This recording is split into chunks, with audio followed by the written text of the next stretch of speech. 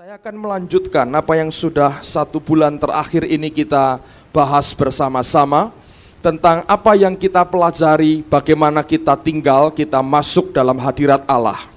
Saya mengingatkan lagi beberapa poin penting yang perlu saya ulang lagi buat setiap saudara. Yang pertama, kita belajar bahwa perkara rohani tidak bisa diciptakan, itu harus dilahirkan. Alkitab mengatakan, Paulus berkata, aku rela menderita sakit bersalin lagi, sampai rupa Kristus itu nyata di dalam kamu. Alkitab berkata, baru saja Sion menggeliat sakit, dia telah melahirkan anaknya. Untuk bisa melahirkan harus mengandung dulu. Untuk bisa mengandung harus ada intimasi, hubungan intim. Alkitab berkata, barang siapa bersatu dengan perempuan cabul, ia satu daging dengannya. Barang siapa bersatu dengan Allah, ia menjadi satu roh dengan Allahnya. Yang bagian kedua, saya mengajarkan bagaimana kita belajar seperti Daud, menggunakan firman sebagai doa kita. Alkitab menggunakan istilah hahkah, bagaimana kita menggunakan firman sebagai doa, masuk dalam hadirat Allah. Begitu engkau masuk, jangan tergesa-gesa meninggalkan atau keluar dari hadiratnya. Do not be in hurry to go out from His presence. Jangan tergesa-gesa keluar dari hadiratnya. Itu bagian yang kedua. Alkitab berkata dalam kitab Nabi Yesaya, in quietness and trust is your strength. Dalam ketenangan, dalam tinggal diam, dalam ketenangan dan percaya, itulah kekuatanmu. Bagian ketiga, saya mengajarkan seringkali kita akan mengalami gejala-gejala yang fisik kita bisa merasakan. Ada orang yang merasakan panas dalam tubuhnya, ada orang yang merasakan kebal tangan dan kakinya ketika dia mulai dilawat Tuhan dan masuk dalam hadirat Allah. Tapi saya katakan tidak pernah hal itu merupakan tolak ukur untuk kerohanian kita. Tidak pernah semua gejala fisik yang kita alami merupakan barometer untuk mengukur akan kerohanian kita. Orang yang banyak mengalami fenomena fisik bersama dengan Allahnya belum tentu dia orang yang rohani. Tapi saya percaya makin dia kenal Allahnya, makin dia kenal pribadi Roh Kudus, makin banyak dia alami hal yang luar biasa dari Tuhan. Dan minggu lalu kita belajar bagaimana Daud menghargai akan Roh Kudus dalam hidupnya. Dia memberikan hati yang begitu luar biasa. Dia mencoba meminta supaya Roh Allah jangan meninggalkan dia. Dan itu dia kerjakan dengan luar biasa. Dia membuka hatinya, dia mau mati dari keakuannya. Yang kedua, dia menjagakan kekudusan. Yang ketiga, dia minta kepada Allah akan hati yang baru. Itu 4 bagian yang saya percaya semua kita sudah mendengar dan mengertinya. Nah, sekarang saya mau sampaikan pada bagian yang berikutnya kepada saudara. Saya mau sampaikan begini. Setiap kita adalah para pelari, para atlet. Masing-masing kita harus berlomba pada bagian kita masing-masing, pada jalur, pada trek kita masing-masing. Tidak pernah terjadi dalam gereja Tuhan ada yang namanya sama rata, sama rasa. Tidak ada. Hanya komunis yang mengakui akan hal itu. Allah kita memberikan kompetisi secara sehat kepada setiap anaknya untuk berlomba. Paulus berkata, aku berlari menuju kepada tujuan. Dia tahu akan sasarannya. Seperti seorang atlet, setiap kita harus berlomba-lomba untuk bisa menyenangkan hati Allah kita. Dan itu tidak pernah bisa didapat dengan menjegal orang lain di sekitar kita. Tapi kita memacu hidup kita supaya makin hari makin berkenan di hadapan Allah. Paulus berkata, dalam sebuah rumah ada 2 macam perabot. Ada perabot dari bahan-bahan mulia, logam, emas, dan perak. Ada perabot dari bahan yang kurang mulia. Perabot yang mulia dipakai Tuhan untuk maksud yang mulia. Perabot yang kurang mulia juga dipakai untuk maksud yang kurang mulia. Nah, tergantung perabot seperti apa hidup kita hari ini, seperti itulah Allah akan memakai kita. Dan yang kedua yang perlu diperhatikan, saya mau tekankan ini saudara. Allah yang kita sembah, Roh Allah yang diberikan Tuhan dalam hidup kita adalah pribadi. Dia bukan hanya kuasa, tapi dia pribadi. Kuasa hanya bagian kecil dari seluruh kepribadian yang ada pada Roh Kudus yang Allah berikan kepada kita. Nah, sebagai pribadi, dia adalah Allah yang punya selera, Allah yang punya kehendak, Allah yang punya keinginan, Allah yang punya tujuan untuk dia bisa memakai kehidupan kita. Nah, saya menggambarkan diri Tuhan itu seperti seorang yang akan membeli rumah. Kemarin kami baru berdoa di rumah Pak Yudianto yang baru di Puri. Bagus sekali rumahnya dan yang penting tidak kebanjiran lagi. Mereka bersaksi 4 hari belum pindah, pas kena banjir kasurnya basah. Saya bilang itu banjir kenang-kenangan ya. 4 hari belum pindah, kebanjiran dulu. Saya dulu waktu di rumah orang tua saya juga itu daerah banjir. Setiap hujan banjir, hujan banjir. Waktu kecil senang saudara, kita buat perahu-perahuan dari kertas begitu ya. Tapi lama-lama senep karena tiap kali banjir, ketika banjirnya pergi, lumpur dan kotoran ditinggal. Ada pisang, ada kotoran, ada macam-macam kotoran ditinggal di situ. Sehingga kami keluarga harus ngepel dan ngosek tiap hari. Itu rumah yang sangat tidak menyenangkan. Nah, sekarang saya gambarkan, Roh Allah seperti seorang yang punya uang yang cukup dan dia mencari tempat tinggal. Ketika dia mencari tempat tinggal, kalau Anda mau beli rumah, kalau saudara punya uang, maka yang pertama engkau cari, kalau engkau cari rumah adalah untuk apa rumah itu? Kebutuhannya untuk apa? Kalau engkau berkata, baiklah saya mau tanamkan modal saya untuk beli rumah untuk kos-kosan. Tentunya jangan cari yang hanya 2 kamar, tidak menguntungkan. Cari yang 10 kamar, 15 kamar, itu baru bisa untuk investasi. Jadi pertama cari dulu kebutuhannya untuk apa. Setelah itu Anda melihat seleranya cocok enggak dengan kebutuhan kita, dengan selera kita. Ketika semuanya beres, lalu kemudian kita bayar akan rumah itu dan kita huni. Nah, seringkali kita senang dengan lokasinya, cocok dengan rumahnya, tapi seleranya kurang pas dengan hati kita. Lalu kita beli juga rumah itu, tetapi dengan catatan kita merombaknya. Lalu orang mengadakan yang namanya renovasi di rumah itu. Kita bangun seperti selera kita. Sama dengan waktu kita beli gedung ini. Ketika masuk pertama kotornya luar biasa. Tidak mungkin untuk kebaktian seperti ini. Kotor dan panas sekali. Gelap, catnya ungu tua, saudara. Warna-warni, cat diskotik. Masa mungkin kita bisa pakai untuk kebaktian? Tapi kita melihat ini tempat cocok untuk gereja. Dengan kacamata renovasi. Lalu kita beli tempat ini. Lalu kemudian kita merenovasinya. Sehingga sesuai dengan apa yang kita inginkan dalam kehidupan kita. Seperti yang kita rencanakan, lalu kita mencoba merenovasi akan tempat ini. Nah, saya mau katakan hal yang sama berlaku buat Tuhan. Ketika Yesus mati buat kita 2000 tahun yang lalu, dia dengan lunas membayar akan rumahnya, yaitu hidup kita, tubuh kita. Alkitab berkata, tubuh kita adalah bait daripada Roh Kudus. Allah kita membayar lunas. Ketika dia berkata sudah genap, dia bayar lunas akan hidup kita, dan dia maksudkan untuk tempat kediamannya. Tetapi saudara, terus terang saya harus berkata, bahwa rumah-rumah yang dia beli lunas ini, dia beli karena dia cinta. Dia senang dengan tempat ini, tapi kondisinya kurang menyenangkan buat selera Tuhan. Sebagian hidup kita ini seperti benteng pendem Yogyakarta, saudaraku. Benteng isinya tembok flat, lubang cuman kecil-kecil. Ada orang yang hatinya tembok semua. Ada juga yang sedang dibeli dalam keadaan berupa gubuk sawah.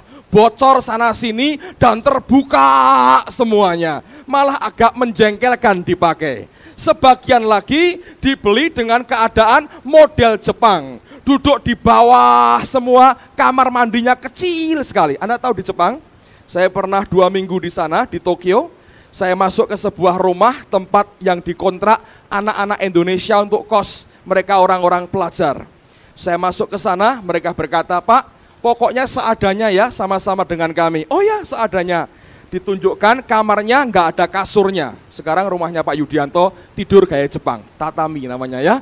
Di bawah begitu, hanya ditatai kayu sedikit, papan, dibuat di situ, tidur di situ. Terus saya tanya, kamar mandinya mana? Wah, ini tidak ada Pak kamar mandi. Kalau mau ke kamar mandi di situ Pak, di 1 blok dari sini itu ada kamar mandi umum. Jadi itu isinya cuman kotak seperti ini, laki dipisah dengan tembok dengan perempuan, lalu ada pancurannya, showernya. Jadi semua itu masuk ke sana, mandi sama-sama, saudaraku. Nggak ada sekatnya. Saya bilang seumur hidup jarang saya begitu. Dulu mungkin waktu umur 3-4 tahun nggak apa-apa. Sekarang saya bilang, masa saya begini? Nah kalau Bapak nggak mau ya seperti kami juga nggak mau. Oh sama toh, kamu nggak mau? Iya Pak. Satu diantaranya orang Semarang, namanya Paulus, saudara. Orang daerah Progo, persis ini, Paulus Progo, tapi tanah Jepang, sini Semarang, saudara. Itu namanya benar Paulus, rumahnya Jalan Progo. Saya nggak tahu, orang Jawa, saya nggak tahu kenal nggak Paulus yang ini rumahnya Progo, gang berapa saya nggak tahu. Jadi dia bilang, kamu nggak senang tuh? Oh nggak Pak.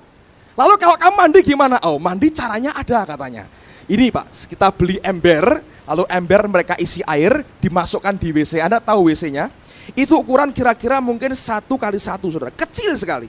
Jadi kalau mau mandi, saudara, itu harus berdiri di atas, WC-nya WC jongkok, untungnya begitu.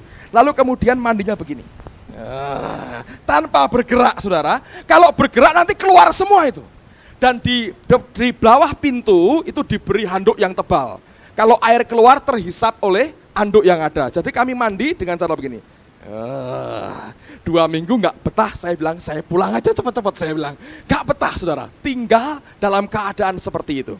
Kalau saya punya uang, saya beli rumah itu, yang saya rombak pertama, WC dan kamar mandi. Arsitekturnya pasti saya undang Pak Timotius. Karena seleranya soal itu hebat sekali, dia ngaturnya itu luar biasa. Jadi saya pasti begitu, sama dengan kita, saudara. Roh Allah juga berbuat yang sama. Dia tinggal dalam kehidupan kita. Allah menebus kita dengan penebusan Yesus. Tapi terus terang Tuhan tidak berselera melihat cara hidup yang lama kita. Bagaimana mungkin dia bisa kerasan tinggal dalam hidup kita, bahkan memerintah hidup kita dan bergerak bersama-sama dengan kita, kalau hidup kita tidak sesuai dengan seleranya. Nah oleh karenanya inilah yang Tuhan kerjakan. Dia terus mencoba merenovasi hidup kita sampai jadi seperti yang dia inginkan. Yang benteng pendem dibongkar, jangan dipendem, diangkat saudara. Lebih banyak diberi ventilasi. Yang seperti gubuk tengah sawah, tutup supaya nggak masuk angin dan tidak bocor. Yang seperti rumah Jepang, mungkin terlalu kecil kamar mandinya, dibongkar sedikit. Yang seperti gaya Spanyol, banyak pilarnya, anak lari nabrak terus pilar-pilar terlalu banyak, potong pilarnya, ganti dengan model yang dia inginkan. Nah dalam hidup kita, kalau Anda mau mengerti yang namanya hadirat Allah, urapan Tuhan, kalau engkau rindu bekerja di dalam kehidupan saudara, hanya satu cara, bagaimana engkau bisa mengadaptasi hidupmu dengan perombaan dan renovasi yang Allah kerjakan dalam hidup kita. Amin, saudara. Nah sekarang buka firman Tuhan sama-sama. Keluaran pasal 30 ayat 22 sampai dengan ayat yang ke-33. Saya tunggu sampai saudara mendapatkan, lihat akan bayang-bayang, shadow pada perjanjian lama dan aplikasikan dalam perjanjian baru. Judulnya mengenai minyak urapan yang kudus. Berfirmanlah Tuhan kepada Musa, ambillah rempah-rempah pilihan, mur tetesan 500 shikal, dan kayu manis yang harum setengah dari itu, yakni 250 shikal, dan tebu yang baik 250 shikal, dan kayu teja 500 shikal, ditimbang menurut shikal kudus, dan minyak zaitun 1 hin. Haruslah kau buat semuanya itu menjadi minyak urapan yang kudus, suatu campuran rempah-rempah yang dicampur dengan cermat seperti buatan seorang tukang campur rempah-rempah. Itulah yang harus menjadi minyak urapan yang kudus. Haruslah engkau mengurapi dengan itu kemah pertemuan dan tabut hukum, meja dengan segala perkakasnya, kandil dengan segala perkakasnya, dan mezbah pembakaran ukupan, mezbah korban bakaran dengan segala perkakasnya, bejana pembasuhan dengan alasnya. Haruslah kau kuduskan semuanya, sehingga menjadi maha kudus. Setiap orang yang kena kepadanya akan menjadi kudus. Engkau harus juga mengurapi dan menguduskan Harun dan anak-anaknya supaya mereka memegang jabatan imam bagiku. Dan kepada orang Israel haruslah kau katakan demikian, inilah yang harus menjadi minyak urapan yang kudus bagiku di antara kamu turun-temurun. Kepada badan orang biasa janganlah minyak itu dicurahkan. Dalam bahasa Inggrisnya, tidak boleh dicurahkan pada daging manusia. Dikatakan kemudian, kepada badan orang biasa janganlah minyak itu dicurahkan, dan janganlah kau buat minyak yang semacam itu dengan memakai campuran itu juga. Itulah minyak yang kudus, dan haruslah itu kudus bagimu. Orang yang mencampur rempah-rempah menjadi minyak yang semacam itu, atau yang membubuhkannya pada badan orang awam, haruslah dilenyapkan dari antara bangsanya. Nah, setiap kali kita membaca Perjanjian Lama, kita tahu itu merupakan bayang-bayang. Perjanjian Baru merupakan aplikasinya, penerapannya. Perjanjian Lama banyak berbicara tentang simbol, tentang bayang-bayang, shadow. Perjanjian Baru memberikan aplikasinya di dalam kehidupan kita. Nah, sekarang kita melihat dengan bahan apa urapan itu dibuat. Kalau engkau mengerti dengan bahan apa, nanti lihat itu menggambarkan apa dalam kehidupan kita. Pada waktu engkau menggambarkan seperti itu, maka engkau mengerti apa yang harus dikerjakan dalam kehidupan kita. Yang pertama, Alkitab mengatakan ada 4 macam rempah-rempah pilihan yang harus dicampur menjadi satu dengan minyak zaitun. Nah, apa 4 rempah-rempah ini? Yang pertama, Alkitab mengatakan mur tetesan 500 shikal. Mur itu merupakan sejenis getah yang dihasilkan oleh pohon mur. Pohon mur atau mir itu bukan pohon yang tinggi, tapi pohon yang tergolong rendah. Yang dihasilkan oleh pohon mur atau mir tadi adalah sejenis getah semacam karet. Tapi hasil daripada mur atau mir tadi, pertama digunakan untuk parfum, yang kedua digunakan untuk kosmetik, yang ketiga dipakai juga sebagai bahan campuran untuk membalsam mayat, mengawetkan mayat pada waktu itu. Dan mur ini nilainya tinggi sekali dan merupakan barang yang berharga. Salah satu persembahan orang Majus ketika mereka datang kepada bayi Yesus, mereka mempersembahkan mur ini juga. Nah, saudara sekalian, mur sebagaimana karet bisa dicapai, didapatkan getahnya dengan cara disadap, disayat pada batangnya, lalu keluar akan getahnya, getah yang namanya getah mur. Ketika ditampung, getah yang berminyak itu akan membeku kemudian. Nah, ini diolah dan diambil sarinya, dihasilkan parfum, kosmetik, atau bahan campuran untuk membalsam mayat. Itu adalah mur. Tetapi sebenarnya yang Alkitab minta adalah bukan hasil sadapan, bukan hasil sayatan untuk bisa mendapatkan getah murnya. Yang diminta adalah mur tetesan. Apa itu? Pohon mur, saudara, pada usia tertentu, ketika kandungan getah di dalamnya sudah penuh melimpah, maka kandungan getah dalam pohon mur itu akan keluar dengan sendirinya. Dia menetes pada ujung-ujung ranting dan cabangnya. Nah, ini yang dikatakan sebagai mur tetesan sebetulnya.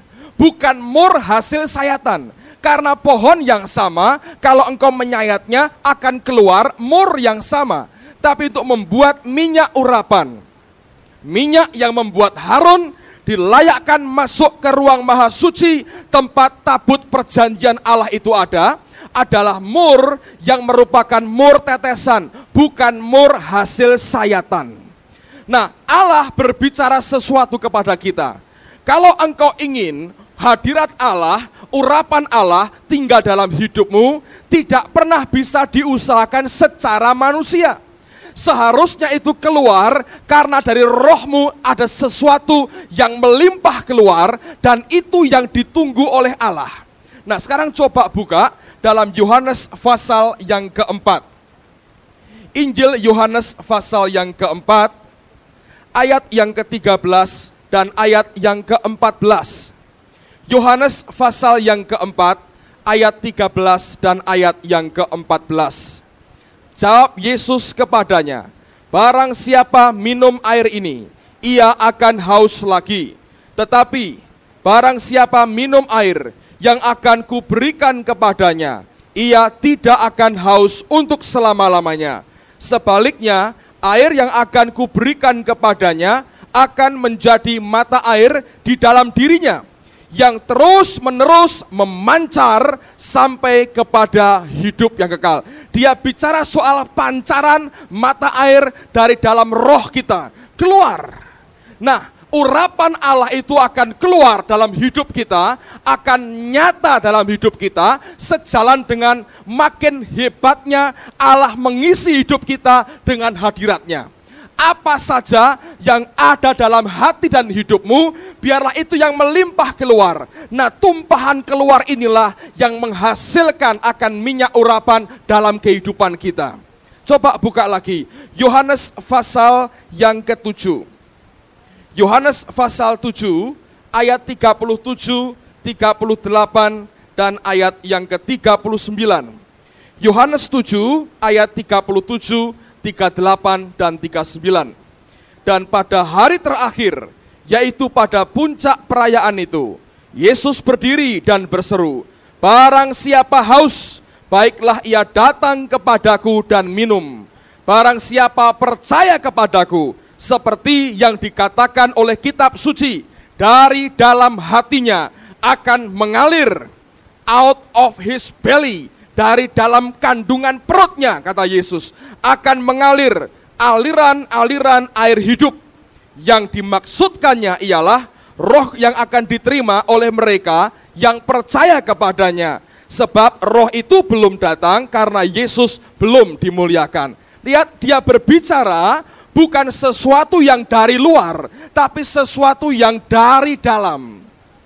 Hakikat pengurapan Allah, hadirat Allah dalam hidup kita tergantung sampai di mana bejana hidupmu ini diisi dengan hadirat dan urapan Tuhan dalam hidupmu. Kalau terisi penuh, maka apa yang keluar melimpah ini akan memberkati sekitarmu. Ada banyak orang yang ketika disuruh melayani pekerjaan Tuhan sampai didorong-dorong, dipaksa-paksa dan tidak mau. Memang sebagian besar kenapa? Karena hidupnya tidak melimpah. Kalau hidupmu itu melimpah dengan apa yang dari Allah, maka dengan sendirinya akan keluar banyak buah lewat kehidupan saudara. Engkau tidak pernah bisa dipaksa menghasilkan buah dalam hidupmu kalau tidak keluar dengan sendirinya. Nah, oleh karena itu, upaya untuk terus mencari Allah, datang dalam hadiratnya, menikmati keindahannya, memakan firman Tuhan, sampai piala hidup kita, sampai cawan hidup kita penuh melimpah, harus merupakan bagian yang utama dalam hidup setiap anak Tuhan. Kalau tidak, saudara, maka yang dihasilkan bukan mur tetesan, tapi mur sayatan, dipaksa-paksa, diusahakan secara manusia, didorong-dorong, dipaksa, ditarik mungkin, tapi hasilnya enggak banyak. Lain dengan orang yang memang karena melimpah, keluar dari rohnya, melimpah, melimpah, melimpah, melimpah, melimpah. Nah, apa yang dalam roh kita ternyata terbukti dengan apa yang kita ucapkan dan kita kerjakan dalam hidup kita. Kalau engkau omongkan adalah masalah kepahitan, hidupmu penuh dengan kepahitan. Engkau ngomong soal pemberontakan, hatimu penuh dengan pemberontakan. Tapi kalau engkau penuh dengan firman, yang keluar apa? Firman. Yang Allah minta, mur tetesan, bukan mur yang disayat, tapi mur yang keluar dari roh kita. Keluar, memancar, sampai hidup yang kekal. Saudara sekalian, ini yang Tuhan cari sebetulnya.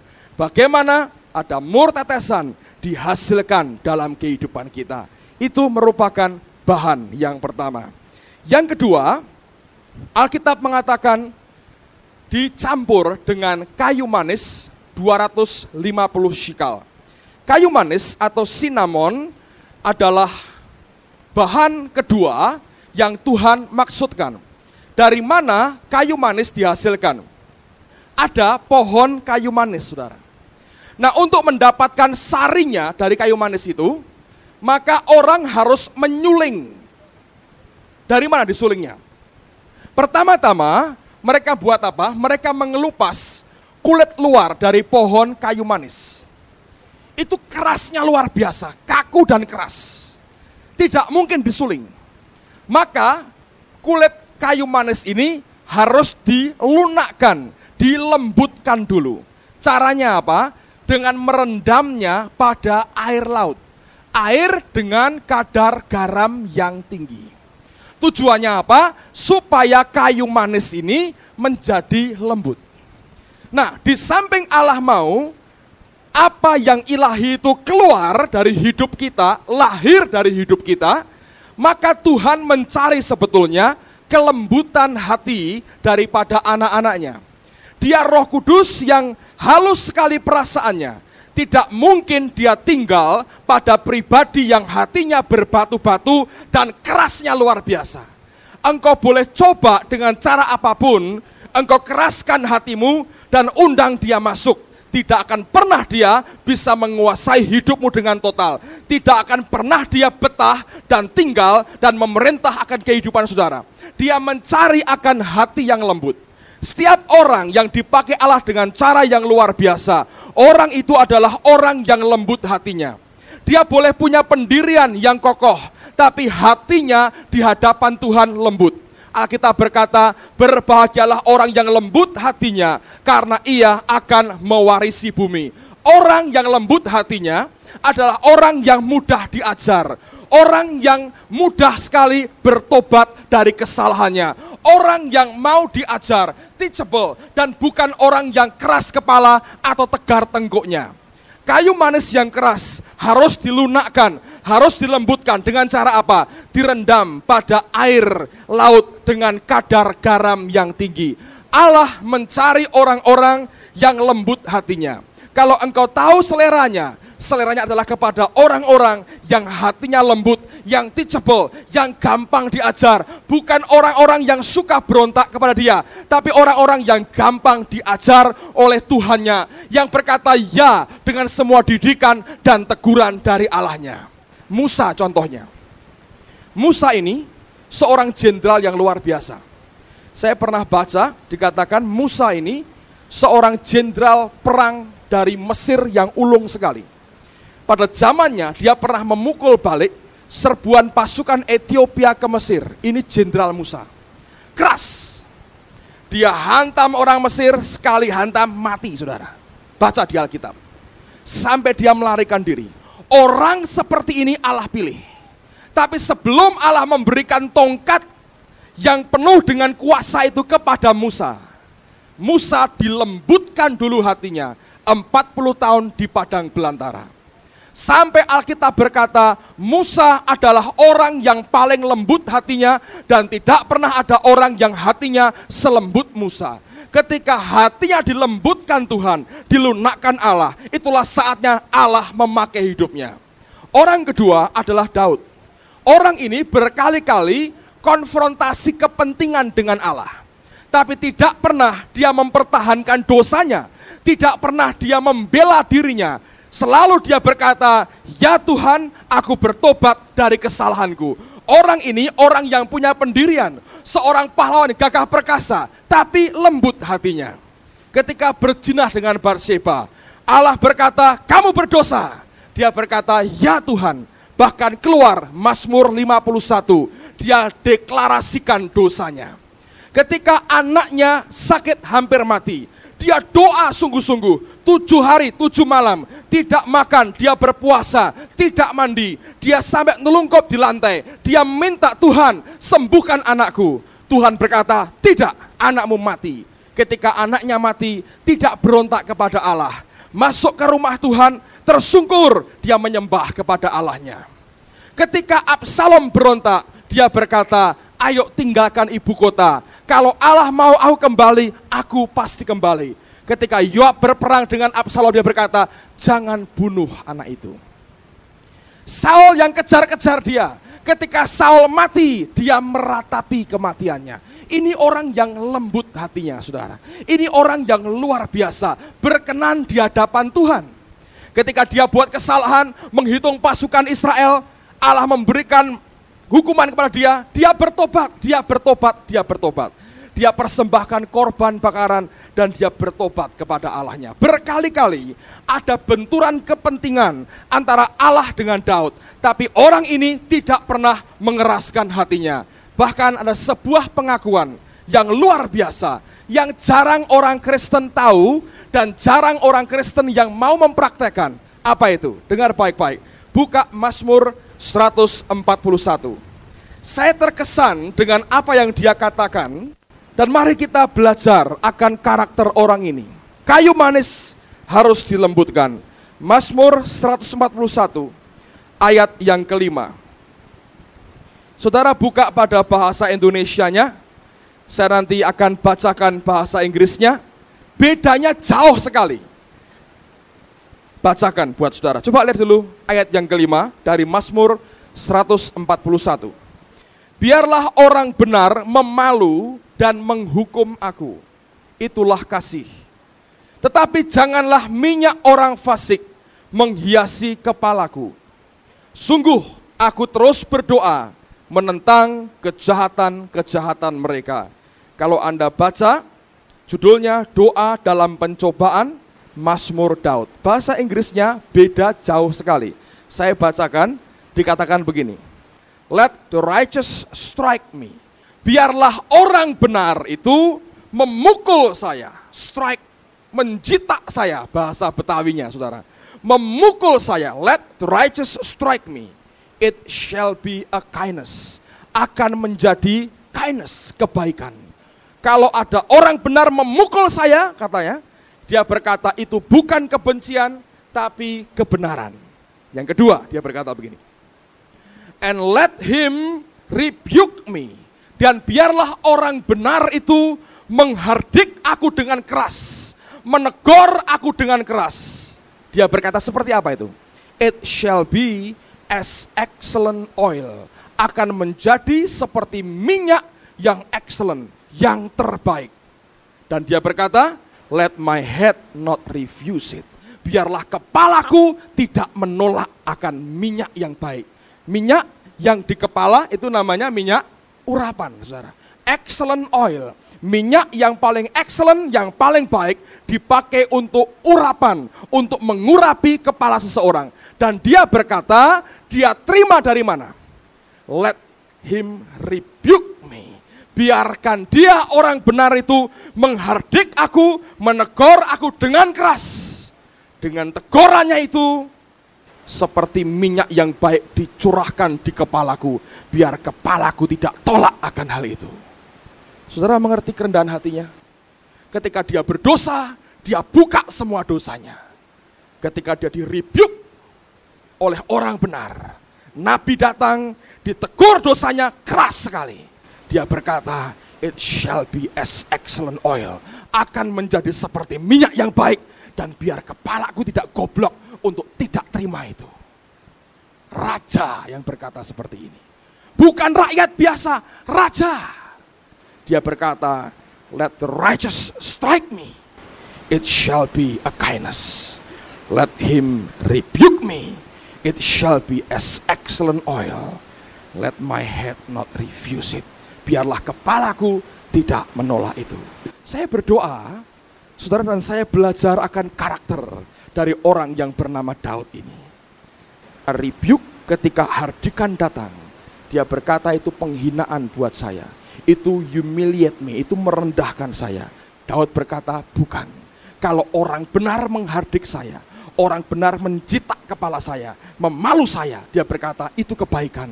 Itu akan menjadi minyak excellent, minyak yang excellent, minyak yang sempurna. Dan dia berkata, let my head not refuse it. Biarlah kepalaku tidak menolak itu. Itu hati yang lembut, saudara. Kayu manis harus dilembutkan. Dan untuk melembutkan harus dimasukkan, direndam dalam air laut yang berkadar garam tinggi. Apa? Bicara soal apa garam itu? Coba buka bersama dengan saya. Markus pasal yang ke-9. Markus pasal yang ke-9. Ayat yang ke-49 dan ayat yang ke-50. Markus pasal yang ke-9, ayat 49 dan ayat yang ke-50. Karena setiap orang akan digarami dengan api, karena setiap orang akan digarami dengan api. Garam memang baik, tetapi jika garam itu menjadi hambar, dengan apakah kamu mengasinkannya? Hendaklah kamu selalu mempunyai garam dalam dirimu dan selalu hidup berdamai yang seorang dengan yang lain. Garam itu bicara penderitaan, ujian, dan tempaan dalam kehidupan kita. Kalau engkau minta Tuhan lembutkan hatiku, jangan khawatir. Tempaan, ujian akan datang dalam kehidupan saudara. Setiap orang, setiap kita akan digarami dengan api. Ketika Allah menggarami kita, tempaan datang, menguji kita, masalah datang menekan kehidupan kita, itu yang akan sanggup melembutkan hidup kita. Kalau dengan keyakinan, sadar, aku harus menjadi seperti yang Allah inginkan. Biarlah aku digarami dengan api, itu melembutkan hatiku. Sampai seperti Daud berkata, let the righteous strike me, it shall be a kindness. And let him rebuke me, it shall be as excellent oil. Let my head not refuse it. Biarlah orang benar itu memukul aku, itu merupakan kebaikan. Biarlah dia menghardik aku dengan keras, itu akan merupakan minyak yang baik. Dan biarlah kepalaku tidak menolak minyak yang terbaik, urapan di atas kepalaku. Saudara sekalian, saya mau sampaikan hal ini. Sebagai gereja Tuhan, kita orang timur ini paling susah sekali untuk terima blessing seperti ini. Saya nyimpang sedikit, saya rasa saya perlu sampaikan ini buat saudara. Orang timur itu paling susah appreciate, menghargai orang lain. Termasuk menghargai orang yang dihierarkinya lebih tinggi dari dia. Orang barat lebih mudah appreciate orang, lebih mudah menghargai orang lain. Orang timur susah sekali menghargai orang. Kalau kita menghargai orang bukan karena hormat, tapi cenderung karena ketakutan. Oleh karena itu, kerajaan-kerajaan di timur ini paling susah diruntuhkan. Lebih lama runtuhnya. Kenapa? Bukan karena mereka menghargai raja, tapi karena mereka harus tindas dulu, baru mereka tunduk. Nah, ini yang harus dibongkar dari kehidupan orang-orang timur. Orang barat bisa demokrasi, raja tetap ada, mereka tetap appreciate, mereka tetap menghargai. Orang timur nggak bisa. Kalau mereka bisa berontak, dihabiskan semua yang di atas. Dan untuk bisa menguasai rakyatnya, mereka harus injak lagi bawahnya. Nah, itu cara yang di timur. Seringkali itu pola yang harus dibuang dalam hidup kita. Nah, sampai juga kepada ini saudara. Kalau Anda mengerti bahwa setiap kali kita dalam gereja, dalam tubuh Tuhan, dalam gereja Tuhan, engkau harus belajar appreciate authority yang di atas. Bukan untuk memupuk kekuasaan di atas, tapi karena itulah hierarki yang Tuhan tetapkan dalam kehidupan kita. Dan rebuke ini, hardikan keras itu selalu muncul dari atas, merebuke kita, menghardik kita, menegur kita. Kegagalan kita mengappreciate, menghargai yang di atas, membuat engkau kehilangan akan urapan Allah dalam hidupmu. Lihat akan contohnya, Alkitab berkata begini, Paulus berkata kepada Timotius, kalau ada orang yang tinggal dalam perbudakan, artinya pada zaman itu dia jadi seorang budak, hilang semua haknya. Lalu majikanmu, tuanmu juga ternyata bertobat sama-sama dengan engkau. Artinya si tuan itu juga jadi anak Tuhan. Budaknya bertobat, tuannya bertobat. Tapi dia masih sebagai budak. Paulus berkata, kamu harus menservis tuanmu yang dalam Tuhan itu lebih baik lagi. Karena yang menerima pelayananmu adalah saudaramu dalam Kristus. Baca itu. Tapi kita kebalik saudara. Ini terus terang, dari dulu saya dengar keluhan begini, waduh, aku ini orang Kristen, kalau terima pegawai Kristen repot. Aku suruh-suruh, dia bilang majikan dan saya sama, katanya. Sama-sama anak Tuhan. Memang saya pegawai, tapi sama-sama anak Tuhan. Saya bentak sedikit, mereka berkata, Kristen kok kasar. Saya suruh kerja tekun, berkata, Kristen kok memeras orang. Kerjanya santai, tanggung jawabnya nggak ada, minta gaji gede. Dibayar kecil, berkata, Kristen kok kurang kasih dengan saudaranya. Repot saudara. Kebalik semua. Selama engkau tidak bertobat dari cara berpikir seperti ini, tidak pernah ada berkat. Coba tanya orang-orang yang pernah punya pegawai yang sama-sama Kristen. Sampai terus terang, saudara, beberapa majikan yang saya pernah kenal, takut kalau mengajak anak buahnya dalam satu gereja dengan dia. Oh, ngidak ndas, kau tak ajak sak gereja.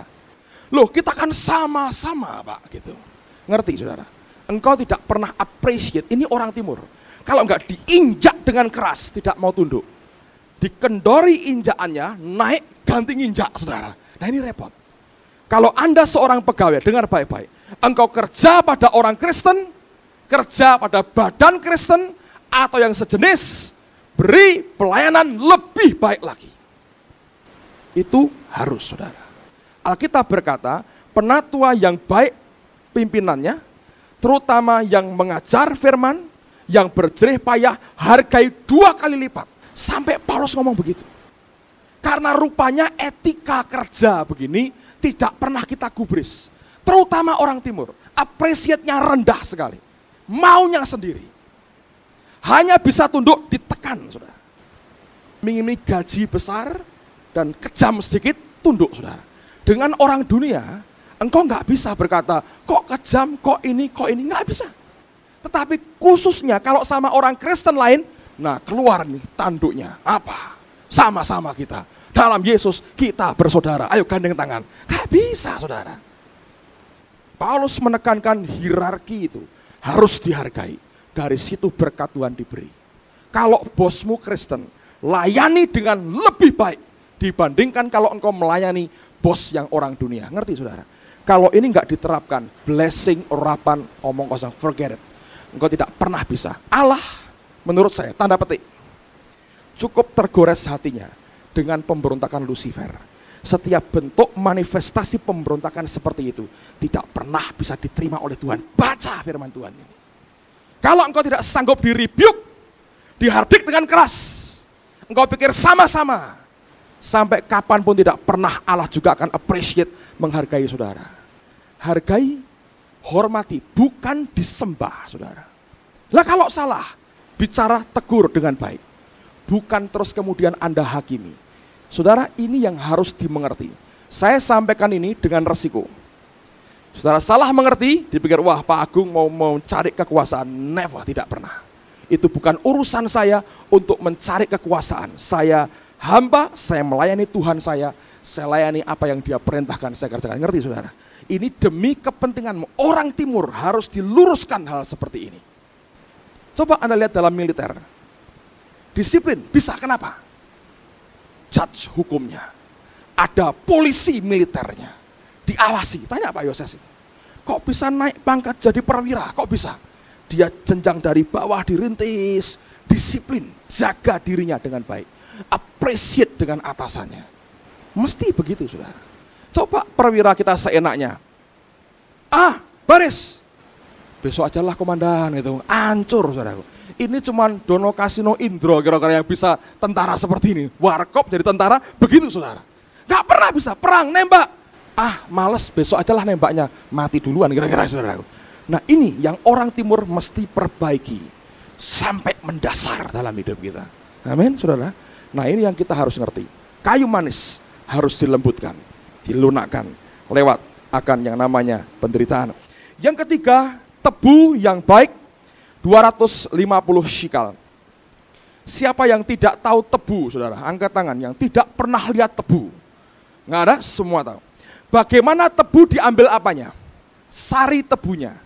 Kalau Anda nggak mau, bagaimana caranya tebu diambil sari tebunya? Kalau saudara mau tahu, besok siang datang ke Jalan Hasanuddin, dekat perempatan traffic light itu, pertigaan, ada orang jual es sari tebu.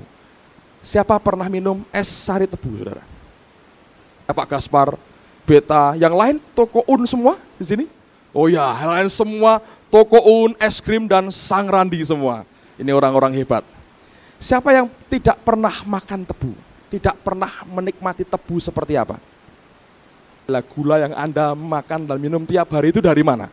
Anda tahu tebu dibuat dari apa? Bagaimana sarinya dihasilkan? Itu digiling. Digiling dalam arti kata dibuat sampai gepeng, tahu? Coba lihat itu, ada seperti bulatan begitu ya, silinder 2, dimasukkan di tengah, diputar sampai gepeng. Itu cek yang jual es sari tebu, kalau belum tebunya gepeng, nggak dibuang, saudara. Karena itu ngirit buat dia, ngerti? Sampai gepeng, betul gitu ya, baru dibuang, ngerti? Saudara mau dipakai Tuhan, harus jadi tebu, dibuat gepeng dulu, saudaraku. Saya perhatikan begini ya, bukan jadi pelawak gepeng almarhum, tidak, tapi dibuat sampai dagingmu ini gepeng, betul. Saudara ngerti? Selalu Alkitab ini mengatakan, sebelum Allah memakai seseorang, prinsipnya begini, broken before I'm blessed. Dihancurkan dulu sebelum aku diberkati. Saya teringat tahun-tahun yang lalu, ada seorang penyanyi Filipina, namanya Gigi Filia. Teman-teman band ini masih ingat semua ya, Gigi Filia. Dia pernah nyanyi sebuah lagu, Broken Before I'm Blessed. Saya masih punya kasetnya, saudara. Dan ini Gigi Filia ini, buat saya ini mengesankan sekali. Kenapa? Dia sudah punya pacar, sebetulnya orang bule, orang Amerika, masih muda, nyanyinya bagus, suaranya luar biasa, bagus sekali. Abin sampai kagum-kagum mau ngikuti suaranya sampai nggak bisa gitu. Tapi saya melihat tidur di rumah saya punya pembantu atau enggak ya? Punya satu, nggak punya pembantu ya, nggak punya pembantu waktu itu. Nggak punya pembantu di rumah saya. Jadi dia kalau sore ngepel rumah saya. Anda tahu tuh Gigi Filia ngepel rumah saya dulu, saudara. Tapi, nah yang paling menarik adalah saya itu seringkali membuat perbedaan. Memang betul Alkitab berkata ada gula, ada semut, itu betul, saudara. Saya buat perbedaan. Ada 2 hamba Tuhan yang kontras sekali yang pernah tinggal di rumah. Yang pertama Gigi Filia. Ketika dia datang, waduh, anak-anak begitu banyak datang ngerubung di rumah saya. Sampai mamanya keluar, maaf ya, ini dia mau tidur. Oh ya, tidur tetap ngerubung di luar gitu. Terpikat dengan suaranya, kesungguhannya, apanya saya nggak tahu. Ngerubung banyak sekali. Anak-anak band terutama, ngerubung ya. Yang main mapet ya tentu tidak ada gunanya ngerubung penyanyi kan. Mereka punya kepentingan, mereka deketi ini orang. Mungkin mau belajar, mau apa. Sampai sekarang kan itu nafasnya itu, kalau latihan nafas, masih ingat Yanti, ayo itu Yanti kalau nyanyi latihan nafas itu kan seperti dari kasusnya Gigi Filia. Orang pun datang ke rumah saya, saudaraku. Cari orang untuk antar ke terminal, susahnya luar biasa. Gigi Filia ke Surabaya, airport penuh, orang-orang kita ngantar semua. Satu ketemu bapak-bapak satu hitam, wajah mengerikan, nggak seorang pun datang ke rumah saya. Apalagi bantu ngepel rumah, saudara. Tapi ini orang pernah nyanyi lagu bagus sekali, Broken Before I'm Blessed. Waktu saya putar kasetnya, Broken, buatan Malaysia, ngulet semua, wang. Wah, kasetnya juga broken akhirnya. Tapi saya mau katakan, saudara, Allah selalu begitu. Gideon, 99% pasukannya di layoff, pulangkan, PHK, cuma 300 orang. Nggak usah perang, suruh teriak-teriak, bawa obor, bawa kandil, dipecahkan, trompet, teriak-teriak, musuhnya mati sendiri. Yusuf hal yang sama, terima lihat visi luar biasa. 13 tahun dia tunggu sampai di penjara Mesir Tuhan angkat. Daud hal yang sama, diurapi Tuhan 16 tahun dikerjain, broken, hancur betul, diangkat jadi raja di Israel. Allah selalu begitu. Tanpa engkau mau menyangkal kedaginganmu, menyalipkan dagingmu, tidak pernah bisa Allah mau pakai kita. Prinsipnya broken before I'm blessed. Yang terakhir adalah kayu teja. Kayu teja adalah jenis kayu yang dipakai sebagai dupa. Anda tahu, itu harus tumbuk dulu, dan untuk bisa mengeluarkan bau yang harum sebagai dupa, dia akan dimasukkan dalam tungku dan dibakar sebagai dupa. Apa itu, saudara? Coba buka lagi Mazmur 141, lihat pada ayat yang kedua. Mazmur 141, ayat yang kedua.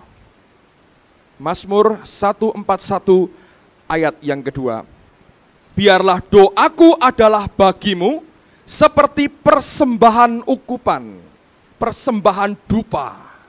Doa kita seperti persembahan ukupan, dupa yang dibakar naik ke atas. Dan tanganku yang terangkat seperti persembahan korban pada waktu petang. Di zaman itu, orang Israel tiap hari harus menyembelih 2 ekor domba. 1 untuk korban bakaran waktu pagi, 2 waktu petang. Daud berkata, tangan yang terangkat seperti korban pada waktu petang.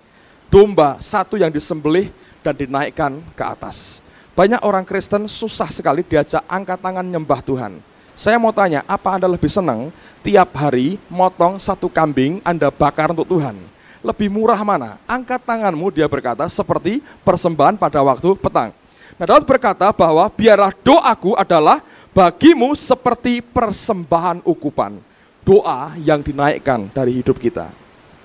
Urapan hadirat Allah tidak pernah bisa didapat tanpa hidup doa yang benar di hadapan Tuhan. Saya sudah ajarkan bagaimana engkau masuk lewat hahkah dalam hidupmu, engkau bisa naikkan sebagai doa di hadapan Tuhan. Itu merupakan ukupan, dan semua itu dicampur dengan minyak zaitun. Saudara tahu minyak zaitun? Di sini ada minyak zaitun. Zaitun, olive oil. Ada yang belum pernah lihat minyak zaitun? Kalau orang Israel, orang Yahudi nggak nipu, ya inilah minyak zaitun, saudaraku. Mereka pasti beli ini olive oil. Kalau kecuali orang Yahudi tipu mereka, saya nggak tahu. Tapi menurut saya tidak. Ini minyak zaitun, minyak zaitun. Saudara ngerti zaitun? Saya pernah sampaikan khotbah tentang minyak zaitun. Minyak zaitun ini dari pohon zaitun, saudara. Dan ini pohon yang luar biasa. Pohon ini tumbuh di tempat di mana pohon lain tidak bisa tumbuh. Sampai kalau akarnya itu masuk ke laut, dia menghisap, dia mengambil akan air laut, tetap dia bisa tumbuh dengan baik. Yang kedua, pohon ini tidak perlu dirawat. Dia tumbuh dengan sendirinya. Yang ketiga yang aneh, di tempat di mana dia ditebang, dia akan tumbuh semula seperti biasa. Anda tahu pohon lain, kalau dipotong sampai bonggol di bawahnya, tidak mungkin tumbuh normal kembali. Paling bertunas kecil dan kemudian hanya itu. Zaitun ditebang, dia bisa tumbuh dan kuat seperti semula. The power of resurrection-nya besar. Kuasa kebangkitannya besar sekali. Tahun 70, Titus menghancurkan kota Yerusalem.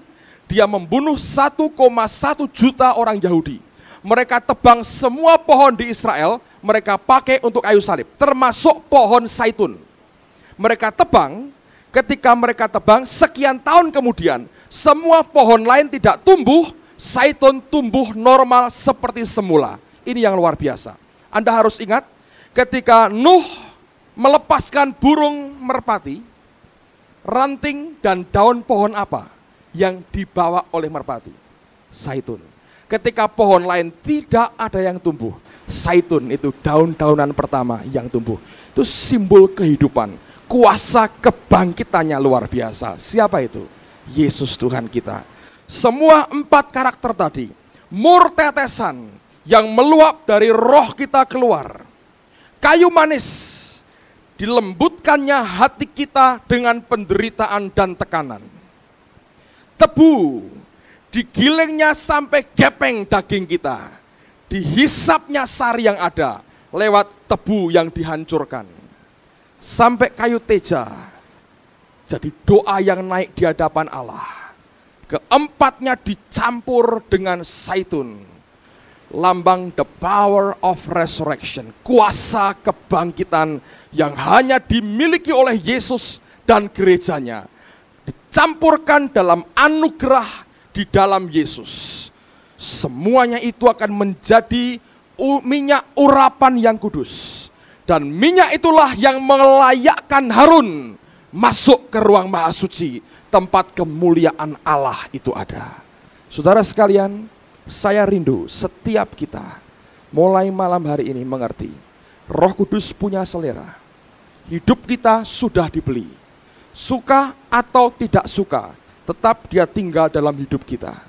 Tapi dia punya kerinduan yang besar untuk merenovasi hidupmu. Baca firman Tuhan, ini merupakan bayang-bayang dari apa yang dia mau kerjakan dalam hidup kita. Engkau kerjakan dengan segenap hati dan tiba-tiba engkau tahu, urapan hadiratnya tinggal dalam hidup kita. Saudara masih ingat yang saya pernah ceritakan? Oktober tahun lalu ketika Roh Kudus mengunjungi saya di kamar saya. Jelas sekali dia berkata, engkau tidak pernah bisa pakai aku, tapi aku yang akan pakai engkau. Bukan Roh Kudus yang harus menyesuaikan selera dengan selera kita. Kita harus menyesuaikan diri dengan seleranya. Dulu saya berdoa dan doa saya keliru. Rupanya sampai hari ini masih ada orang yang niru doa saya yang keliru. Saya mau ralat, saudara. Bukan keliru kenapa, tapi karena pengertian saya belum nyampe pada waktu saya dulu berkata, Tuhan Roh Kudus, mari ya Roh Kudus bekerja sama dengan saya. Kita permuliakan Yesus. Wah, gagah, saudara. Roh Kudus, follow me. Ikut saya. Saya memuliakan Yesus, kerjasama. 60-50 katanya, 60-40 katanya. Ayo, kerjasama, memuliakan Yesus. Sekarang saya tahu, saya berkata sekarang, Roh Kudus, saya siap kerjasama dengan Engkau, saya ikut kemanapun Engkau pergi. Amin, saudaraku. Kalau kita mengerti akan hal ini, luar biasa. Dia punya selera, biarkan hidup kita di-adjust, disesuaikan dengan apa yang Dia inginkan dalam hidup kita. Mari kita berdiri bersama-sama.